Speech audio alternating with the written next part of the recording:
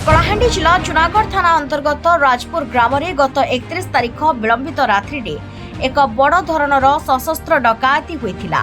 यह घटनार वैश्यनर नायक नामक जड़े व्यवसायी घर 10 रु ऊर्ध्व डकायत मारणास्त्र देखाई 4 लाख टंका और 13 भरी सुना नहीं जाइथिबा थाना रे अभियोग होइथिला। एहाकु नै जुनागढ़ थाना रे एक मामला रुजु होइथिला।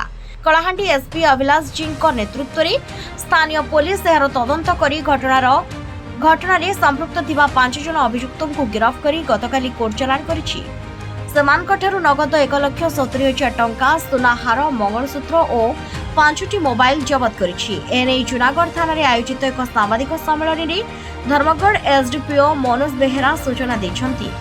अभियुक्तों मध्य 3 जन कलाहांडीर और 2 जन नवरंगपुर जिलार होइतिबा बेले एही डकायती घटना रे आहुरी 8 जन रहितिबा से कहिसंती। सेहिपरि एही गैंग जिलार जयपाटना थाना राजामुड़ा ग्राम रे होइतिबा डकायत घटना रे शामिल थिबा मध्य एसडीपीओ बेहेरा सूचना दैछंती। एही साम्बादिक सम्मेलन रे अन्यमानक मध्य जुनागढ़ आईआईसी उल्लास राउत, जयपाटना आईआईसी शेषदेव बेहेरा उपस्थित रहिथिले।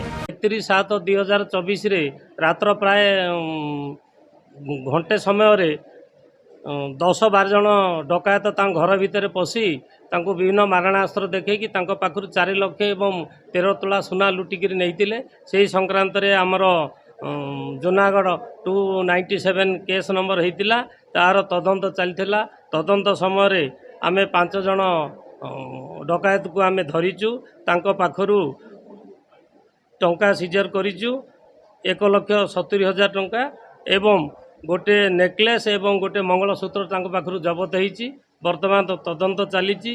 तदंत भितर जना पड़ला सही डकायत दल जयपाटना रे गत 7/7/2024 अर्थात 6/7/2024 रे मध्य डकायत करके सेठू मध्य टंका सुना लुटी नहीं थिले।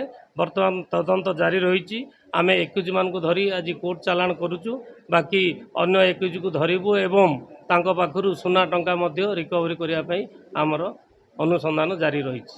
अभियुक्त माने आमर लोकल अछंती एवं बाहर जिलार मध्य अभियुक्त अछंती। जेहेतु आमर तदंत प्रक्रिया चलीची अभियुक्तों को जदि ए खबर जदि जीव से माने कुआटे बाहर को पळेई जिबे एवं आमे धरिबा सक्षम हबो नाही बोली अभियुक्त मानकर ना एवं तांकर एरिया को आमे गोपन रखिछु। कलाहांडी जिलार टेकचंद बाग रिपोर्ट केटीवी न्यूज।